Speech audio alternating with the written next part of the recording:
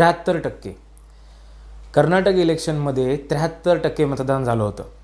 आणि एवढं मतदान ज्यावेळेस झालं त्याच वेळेस सगळ्यांचं हेच म्हणणं होतं की यंदा सत्ता बदल होणार आहे. आणि कर्नाटकचा इतिहास राहिलाही तसाच आहे की ते कधी काँग्रेस, कधी भाजपा, एकदा काँग्रेस, एकदा भाजपा अशी सत्ता देत आलेत. मग ह्या निकालात एवढं वेगळं असं काय घडलं की काँग्रेसला नवसंजीवनी वगैरे मिळाली अशी चर्चा चालू आहे.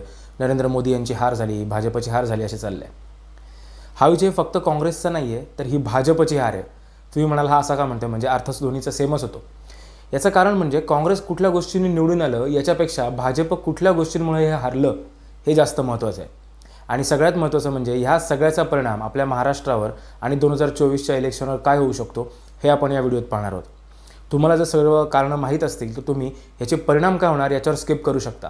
पण माझा ऐकाल तर व्हिडिओ पूर्ण पहा. त्यातून तुम्हाला एक लिंक लागेल की काय गोष्टी भाजपने केल्या आणि काय काँग्रेसने केल्या म्हणून आज त्यांची ही परिस्थिती झाली आणि महाराष्ट्रात त्या परिस्थितीनुसार काय होऊ शकतं. नमस्कार, मी साईराज पवार. जसं मी आधीच्या व्हिडिओमध्ये बऱ्याच वेळा म्हणालो आहे की राजकारण हे नॅरेटिव्हवर तुमचं समोरच्यावर काय इम्प्रेशन आहे याच्यावर चालतं. आणि भाजप कर्नाटकच्या ह्या इलेक्शनमध्ये सगळ्यात पहिलं तेच चुकलं. भाजपने कर्नाटकची सर्व इलेक्शन जवळपास शेवटच्या क्षणी येईपर्यंत हिंदुत्वावरच नेली. म्हणजे बजरंग दल याला बंदी घालण्याची मागणी जेव्हा त्याचं जे प्रपोजल काँग्रेसने ठेवलं त्याचा अर्थ भारतीय जनता पार्टीने काँग्रेसचा बजरंगबलीला विरोध असा लावला. त्याच्या आधी कमी म्हणून की काय त्यांनी हिजाबबंदीचा मुद्दा आणला. त्यानंतर टिपू सुलतान जो कर्नाटकची एक प्राईड मानला जातो, बरेच जण कर्नाटकमधले मैसूर भागातले तरी लोक टिपू सुलतानला एक आदर्श राजा म्हणून मानतात. आणि आम्ही तरी आत्तापर्यंत पुस्तकांमध्ये हेच शिकलो होतो. पण हे पूर्ण नॅरेटिव्हच भाजपने बदललं आणि एक विखारी हिंदुत्वाचा प्रचार भाजपने कर्नाटकच्या इलेक्शनमध्ये आणला. आणि हाच वोटर्सच्या पूर्णपणे विरुद्ध गेला.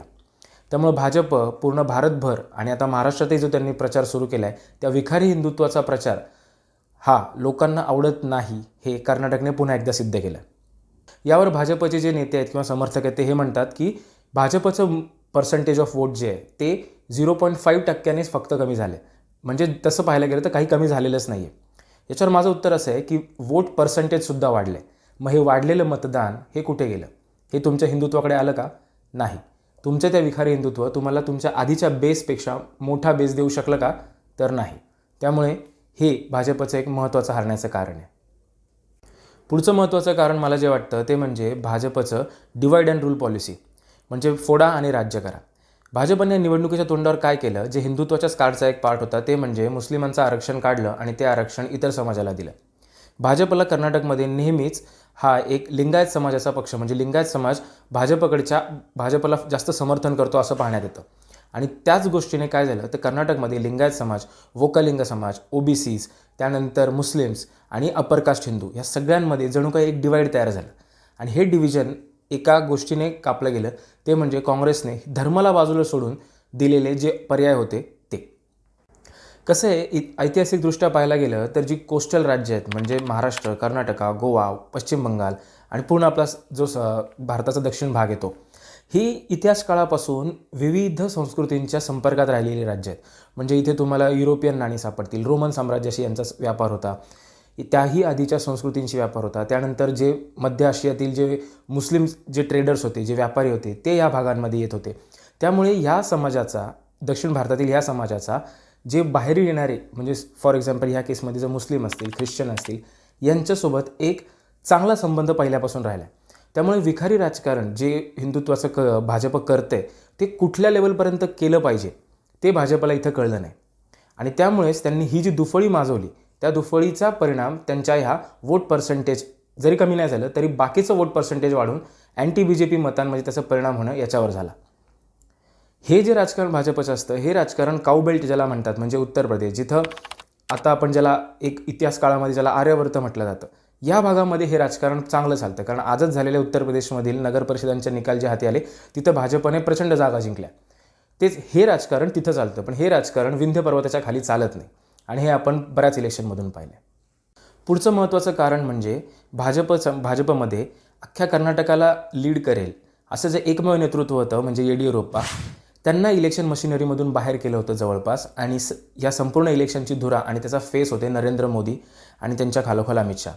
याने झालं असं की कर्नाटकाची जी लोकल इलेक्शन होती, म्हणजे विधानसभेची जी इलेक्शन होती, ही जणू काही राष्ट्रीय मुद्द्यांवर नेली. अमित शहा तर म्हणाले की जर काँग्रेसला जिंकून आलं तर ते जवळपास इथे दंगली होती. या प्रकारची भाषणं त्यांनी केली.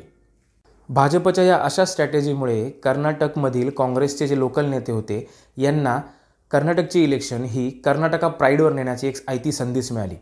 त्यात झालं असं की निवडणुकीच्या तोंडावरच ह्या गुजरात लॉबीने, म्हणजे नरेंद्र मोदी आणि अमित शहा यांनी अमूल, जो गुजरातचे एक मोठा फेमस ब्रँड आहे, त्याला कर्नाटकमध्ये इंट्रोड्यूस करण्याची एक वाच्यता केली आणि शिवाय त्याला प्रोत्साहन देण्याबद्दलही ते बोलले. खरं तर ओपन मार्केट सिस्टममध्ये सर्व एक संघ देश असताना याच्यात गैर काही नव्हतं.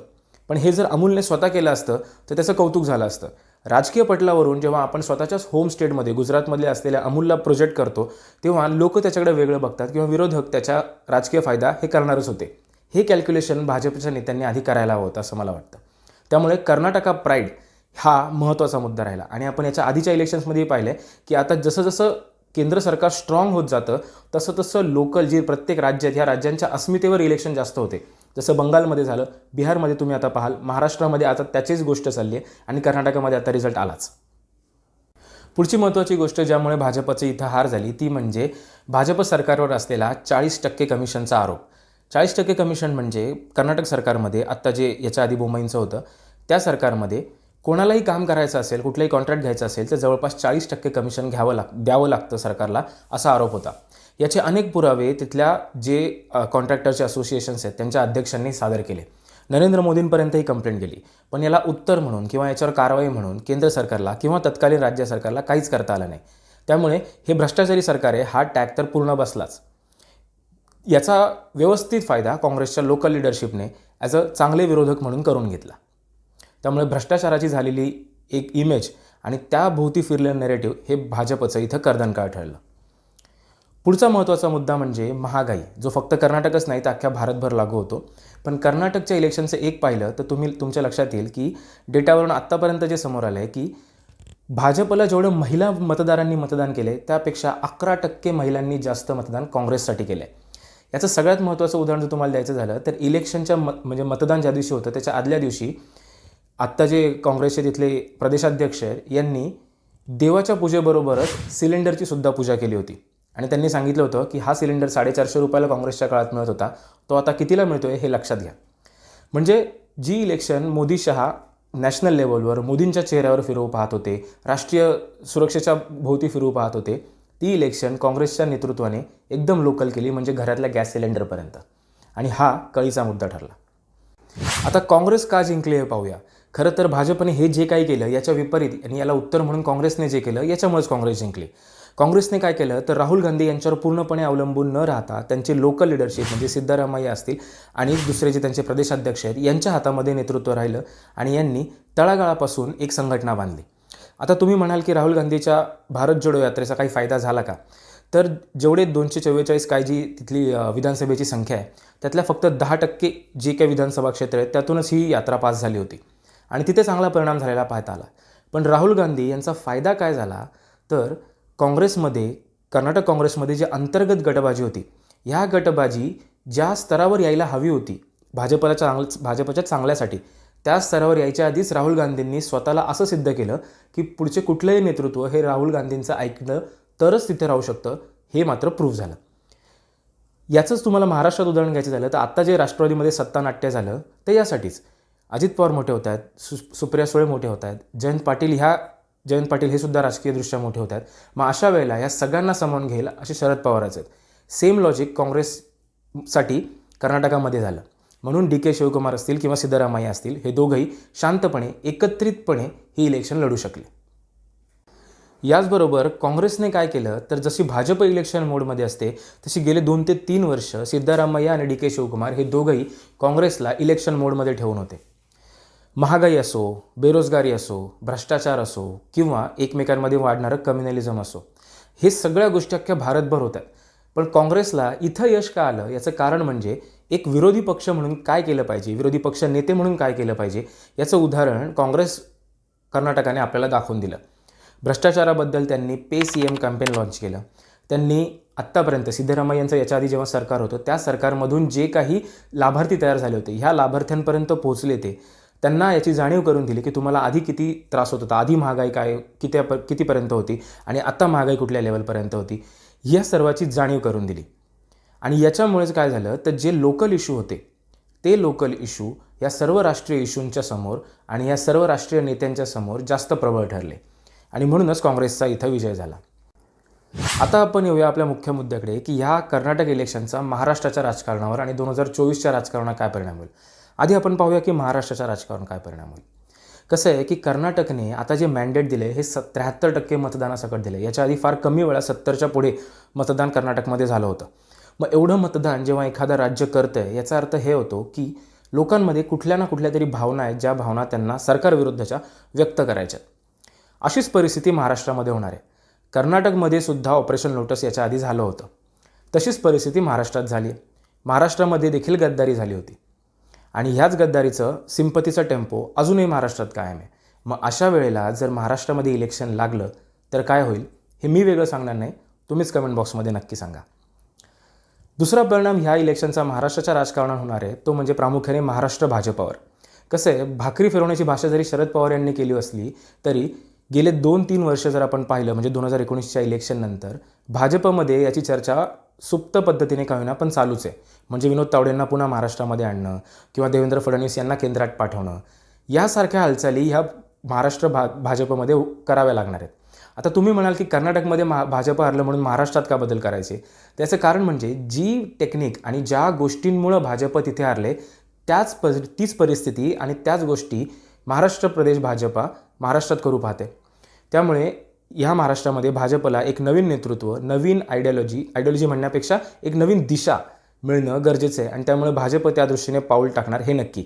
आज देवेंद्र फडणवीस किती जरी म्हणाले की आमचं मतदान फक्त 0.5% कमी झाले तरी त्यांच्या चेहऱ्यावर तुम्ही पाहू शकता की मतदान जरी एवढं कमी झालं आहे तर 2024च्या इलेक्शनला जर महाराष्ट्रातही जर असंच मतदान झालं आणि जर नरेंद्र मोदी किंवा त्यावेळेला भाजपला केंद्रात जागा नाही मिळाल्या तर महाराष्ट्र प्रदेश भाजपचं काय होईल.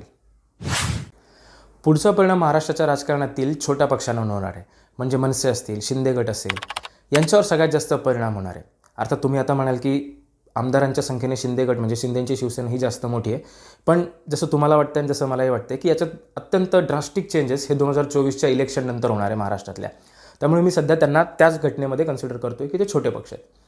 जर विचार करा की कर्नाटकमध्ये जे आपण चित्र पाहिलं की लोकांना वाटत होतं की तिथे एखादी हंग असेंब्ली म्हणजे भाजप, काँग्रेस आणि जनता दल सेक्युलर या तिघांना मतं मिळतील आणि कुठलं तरी एक कोअलिशनचं सरकार बनेल. पण तसं झालेलं दिसत नाही आहे. लोकांना आता क्लिअर मेजॉरिटी असेल असं सरकार हवं आहे. का तर काय तर एक कंटिन्युटी राहते, हाल होत नाहीत, राज्याचे हाल होत नाहीत आणि विकासाला एक दिशा मिळते. निर्णय घेण्याची एक क्षमता सरकारमध्ये असते. उद्या जर महाराष्ट्रामध्ये इलेक्शन लागले तर महाराष्ट्रातील जनतेला देखील हेच हवं आहे. कारण आता जवळपास 10 महिन्यानंतर लोक अक्षरशः विटलेत हा जो राजकीय सत्ता संघर्ष चालू आहे. मग त्यावेळेला सर्वात मोठा पर्याय महाराष्ट्रासमोर हा भाजपच आहे. कारण सध्या भाजप हा सगळ्यात मोठा पक्ष आहे. त्यामुळे जर महाविकास आघाडीला तो पर्याय म्हणून उभा राहायचा असेल तर एकत्रितपणे निवडणूक लढवणं, जशी काँग्रेसच्या आतील एका फॅक्शन्सने एकत्र येऊन लढवली, बूथ लेवलपर्यंत प्रचार करणं, एकमेकाला सोबत घेऊन इलेक्शन लढवणं, एकमेकाचे पाय न कापणं आणि सगळ्यात महत्त्वाची गोष्ट म्हणजे जागा वाटपामध्ये एकमेकाला सामावून घेणं. याचाच पुढचा मुद्दा आपला येतो तो म्हणजे आता काँग्रेसला जे यश मिळाले यानंतर महाराष्ट्र काँग्रेसची काय भाषा असेल. माझ्या दृष्टीने महाराष्ट्रातील काँग्रेस स्वतःला महाविकास आघाडीमध्ये जणू काय मोठा भाऊ झाल्यासारखंच मानेल. त्यामुळे इथून पुढच्या महाविकास आघाडीच्या राजकारणावर काय परिणाम होईल हे देखील पाहणं महत्त्वाचं ठरणार आहे. आता आपण पाहूया 2024च्या लोकसभेच्या इलेक्शनवर याचे काय परिणाम होऊ शकतात. राहुल गांधींची भारत जोडो यात्रा झाली आणि म्हणून कर्नाटकमध्ये काँग्रेसचं सरकार आलं आणि आता राहुल गांधी यांना एक नवीन इमेज मिळाली आहे आणि ते 2024मध्ये नरेंद्र मोदींचा पराभव करतील. हे जितकं म्हणायला सोपं वाटतं तितकंच ते अवघड आहे. खरं सांगायचं तर नरेंद्र मोदी असतील किंवा राहुल गांधी असतील म्हणजे केंद्रातले कुठलाही ताकदवर नेता हा फक्त तिथेच स्वतःची इमेज बिल्डअप करू शकतो जिथं ग्राउंड लेवलच्या कार्यकर्त्यांनी म्हणजे राज्य जी कमिटी असते राज्यातील नेत्यांनी मेहनत घेतली. तुम्ही याआधी झालेले गुजरात आणि हिमाचलची इलेक्शन बघा. गुजरातमध्ये नरेंद्र मोदी करू शकले कारण त्यांचं होम स्टेट आहे आणि इथे त्यांचं कॅडर स्ट्रॉंग आहे. तीच केस हिमाचल प्रदेशमध्ये नाही राहिली आणि तीच केस आत्ता कर्नाटकमध्येही नाही राहिली. या उलट काँग्रेसचे लोकल कॅडर स्ट्रॉंग होतं म्हणूनच राहुल गांधी तिथून गेले ही फक्त एक योगायोग झाला आणि म्हणून काँग्रेस निवडून आलं. फक्त राहुल गांधींमुळं असं आपल्याला म्हणता येणार नाही आणि कदाचित ते कुणीही मानत नसेल. पण म्हणून राहुल गांधी 2024मध्ये नरेंद्र मोदींना हरवतील हे म्हणणं जरा जास्तच धैर्याचं ठरेल, कारण मध्ये भरपूर वेळ जाणे आणि सगळ्यात महत्त्वाचं म्हणजे जे मुद्दे लोकल लेवलला कॅच करू शकतात, नॅशनल लेवलला तेच मुद्दे कॅच करणं विरोधकांसाठी म्हणजे सध्याच पाहता गेला काँग्रेससाठी महत्त्वाचं ठरणार आहे. फॉर एक्झाम्पल, जसं भ्रष्टाचाराचे इथं कमिशनचे मुद्दे काढले, तसे अडाणींचा मुद्दा हा अत्यंत महत्त्वाचा आहे. हा खूप दुर्लक्षित राहिला आहे, पण जवळपास 20 ते 40 हजार कोटींचा हा भ्रष्टाचार आहे असा आरोप काँग्रेसकडनं होतो. या व्यतिरिक्त जे कम्युनलिझम आता कर्नाटकमध्ये नाकारण्यात आलं, हे कम्युनलिझम भारतीय राजकीय पटलावर आणि सामाजिक पटलावर नाकारलं जाईल या पद्धतीचा प्रचार आणि या पद्धतीचं समाज प्रबोधन करण्याची विरोधकांकडनं गरज आहे. मग जर तसं झालं तर आणि तरच नरेंद्र मोदी आणि भाजपचा हा विजयरथ 2024मध्ये थांबवता येईल. आणि सगळ्यात महत्त्वाचं म्हणजे विरोधकांनी एक मात्र ठरवलेलं दिसतंय की तुम्ही लोकल लढा, म्हणजे महाराष्ट्रात तुम्ही जिंका एवढं बघा, वरती काय होईल ते पाहिल. कर्नाटकमध्ये जिंका, वरती काय होईल ते पाहिलं जाईल. अशाच पद्धतीने जे विरोधक लढत राहिले ते त्यांचे प्रत्येकाचे जे तंबू आहेत ते स्ट्रॉंग होत जाणार आहेत. याच्या उलट भाजपच्या राजकारणामध्ये आता येत्या पुढच्या 6-7 महिन्यामध्ये प्रचंड बदल झालेले आपल्याला पाहायला मिळतील किंवा नाही पाहायला मिळतील. एक तर काय होईल की हे जे स्ट्रॉंग हिंदुत्व घेऊन ते चालले आहेत, हे त्याचा प्रचंड मारा उत्तर भारतात करतील आणि दक्षिण भारतामध्ये कोणीतरी ॲलाय म्हणजे कोणीतरी स्वतःसोबत एक पार्टनर बघतील, किंवा हे राजकारण सोडून खूप ॲकोमोडेटिव्ह टाईपचं राजकारण भाजप आत्मसात करू शकतं. पण ह्या दुसऱ्या शक्यता मला जास्त कमी वाटते, कारण पहिली शक्यता जी प्रखर हिंदुत्वाची आहे हे निदान त्यांना वरचा काऊ बेल्ट पूर्ण मिळवून देतं. त्यामुळे 2024चे इलेक्शन ह्या सर्व मुद्द्यांवरनं कसे होते हे पाहणं नक्कीच इंटरेस्टिंग ठरणार आहे. तुम्हाला आजचा व्हिडिओ कसा वाटला मला कमेंट बॉक्समध्ये नक्की सांगा. आवडला असेल तर शेअर करा आणि चॅनलला सबस्क्राईब करायला मात्र विसरू नका. आणि हो, देवेंद्र फडणवीस यांचा व्हिडिओ नक्की लवकरच येतो आहे. धन्यवाद. जय महाराष्ट्र.